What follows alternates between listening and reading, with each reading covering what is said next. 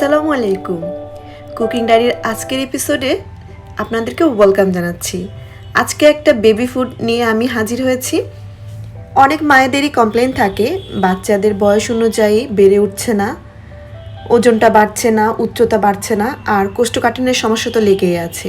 এই সমস্যাগুলো দূর করার জন্য এরকম একটা রেসিপি আপনারা চাইলে ট্রাই করতে পারেন, যেটা আমি আজকে শেয়ার করছি। এই রেসিপিটা খুবই পুষ্টিকর এবং দ্রুত ওজন বৃদ্ধিতে অনেক বেশি কাজ করে। 6 মাস বয়স থেকে 5 বছরের বাচ্চাদের জন্য আমার আজকের এই বেবি ফুড রেসিপিটা। এর জন্য লাগছে লিকুইড দুধ। এখানে আমি গরুর দুধ নিয়ে নিয়েছি 2 কাপ। আপনাদের বাচ্চার বয়স যদি 1 বছরের কম হয় তাহলে আপনারা ফর্মুলা মিল্ক অ্যাড করবেন। নিয়েছি সাবুদানা আর নিচ্ছি ঘি। গাজরটা একদম গ্রেটার দিয়ে কুচি করে নিয়েছি, আপনারা চাইলে বটিতেও করে নিতে পারেন। আর যাদের বেবি আরও ছোট তারা চাইলে কিন্তু এটা ব্লেন্ডারে ব্লেন্ডও করে নিতে পারেন। আর এখানে আমি 3 রকম বাদাম নিয়েছি। বাদাম শরীরের জন্য খুবই উপকারী। এখানে আমি নিয়েছি কাঠবাদাম, কাজু বাদাম এবং চীনা বাদাম। যাদের বেবির বয়স 1 বছরের নিচে তারা বাদামটা অবশ্যই বাদ দিয়ে এই রেসিপিটা ট্রাই করবেন। আর যাদের বেবির অ্যালার্জি হয় বাদামে তারাও বাদামটা বাদ দিয়ে দিতে পারেন। তবে একসঙ্গে এভাবে 3টা বাদাম দিয়ে আগেই আপনার বেবির খাবারে দিবেন না, মানে যারা বাদামটা যোগ করবেন এক এক দিন এক একটা বাদাম খাবারে দিয়ে ট্রাই করে দেখবেন যে আপনার বেবির অ্যালার্জি হচ্ছে কিনা। যদি দেখেন না এটা অ্যাডজাস্ট হয়ে গিয়েছে তখন আপনারা একসঙ্গে 2-3টা বাদাম দিয়ে দিতে পারেন।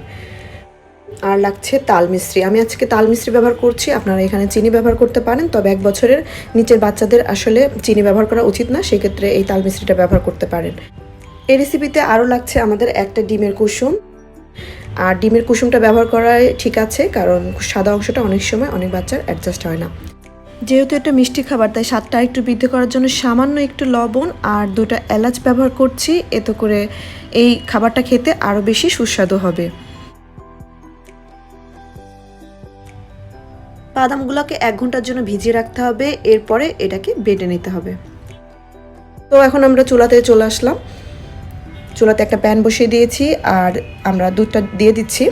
এটাকে একটু যখন বলক উঠবে তখন আমরা এটাতে সাবুদানাটা অ্যাড করে দিব। আর সাবুদানাটা আমি কিছু সময় ভিজিয়ে রেখে তারপরে ধুয়ে নিয়েছি, এতে করে এটা ফুলে যাবে এবং রান্না হতে সময়টা কম লাগবে।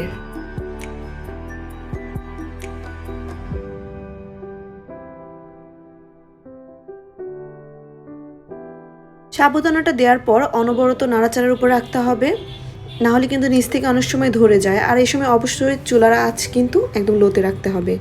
আর দিয়ে দিলাম সামান্য একটু লবণ আর 2টা এলাচ। চাইলে লবণটা বাদও দিতে পারেন, তবে লবণ দেওয়াতে মিষ্টি খাবারের স্বাদটা আরেকটু বেড়ে যাবে। যখন দেখবো সাবুদানার যেই সাদা কালারটা চলে যে অনেকটা স্বচ্ছ একটা ভাব চলে আসবে, ঠিক সেই পর্যায়ে মিষ্টি অ্যাড করতে হবে। মানে আপনারা চাইলে চিনি অথবা তাল মিশ্রি যে কোনো একটা যোগ করে দিতে পারেন। আর এই তাল মিশ্রিটা দেখতে এরকম দলা মনে হলেও যখন এটা গরম দুধের মধ্যে পড়বে এটা কিন্তু এমনিতেই গলে যাবে। আর দিয়ে দিলাম কুচি করা গাজর, এটা গ্রেট করে নিয়েছি, আপনারা ব্লান্ড করেও দিতে পারেন। দিয়ে ভালো করে নেড়েচেড়ে নিচ্ছি। এই রান্নাটা খুব অল্প সময় রান্না হয়ে যাবে। যখন দেখবো গাজরটা প্রায় সিদ্ধ হয়ে এসেছে ঠিক সেই পর্যায়ে আমরা বাদাম বাটা দিয়ে দেব 2 টেবিল চামচ। দিয়ে আবারও নেড়েচেড়ে নিচ্ছি। আর এটা কি পরিমাণ আপনারা তরল রাখতে চান সেটা আপনাদের উপর নির্ভর করবে, মানে আপনাদের বেবিরা যেমন ঘনত্ব খেতে পছন্দ করে সেই পরিমাণ ঘন রাখলেই চলবে। আমি খুব বেশি ঘন বা পাতলাও করব না, মাঝামাঝি রাখবো। আর এখন এটা ঢাকনা দিয়ে ঢেকে দিচ্ছি কিছু সময়ের জন্য।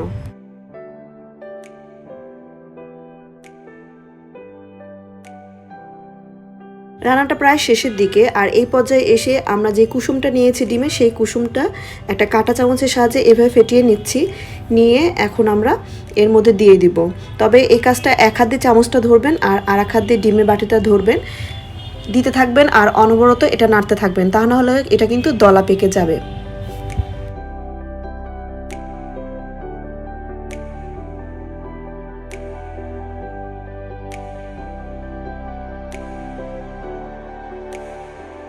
আমি যে পরিমাণ ঘন রাখতে চেয়েছি আমি সেই পরিমাণে রেখেছি। এখন চুলাটা অফ করে দিব। আর অফ করে দেওয়ার আগে আমি দিয়ে দিলাম 1 চা চামচ ঘি। আপনারা চাইলে ঘিটা বাদও দিতে পারেন, তবে ঘি দেওয়াতে খাবারের স্বাদটা আর অনেকটা বেড়ে যাবে। এতে করে আপনার বাচ্চা খেতে অনেক মজা পাবে। ঘি দিয়ে আরও কিছুক্ষণ নেড়ে চেড়ে এটা আমি চুলা থেকে নামিয়ে আপনাদের সামনে আমি পরিবেশন করে দেখাচ্ছি।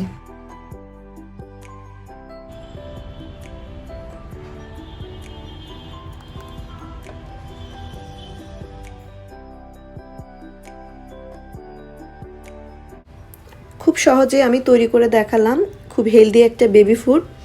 আপনারা চাইলে আপনাদের বাচ্চাকে এরকম একটা বেবি ফুড দিতে পারেন রেগুলার। প্রতিদিন দিয়ে দেখেন, 1 মাস পরে এর ফলাফলটা নিজেরাই বুঝতে পারবেন। প্রতিদিন একবার করে এই খাবারটা আপনারা বাচ্চাদের দিতে পারেন। এই খাবারটা নিয়মিত খাওয়ালে আপনার বাচ্চার ওজন, উচ্চতা এবং মেধা বিকাশ নিয়ে কিন্তু আর খুব বেশি চিন্তা করতে হবে না।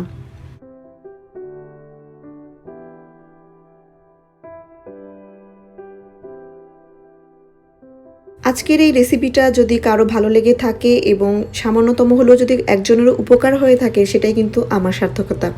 আর রেসিপিটা ভালো লাগলে অবশ্যই লাইক দিয়ে আমার পাশে থাকবেন। চ্যানেলটা সাবস্ক্রাইব করতে কিন্তু ভুলবেন না। এরকম আরও অনেক নতুন নতুন রেসিপি পেতে অবশ্যই চোখ রাখুন এই চ্যানেলে। সব বেবিদের সুস্বাস্থ্য কামনা করে আজকের ভিডিওটা আমি এখানেই শেষ করছি। সবাই ভালো থাকবেন। আল্লাহ হাফেজ।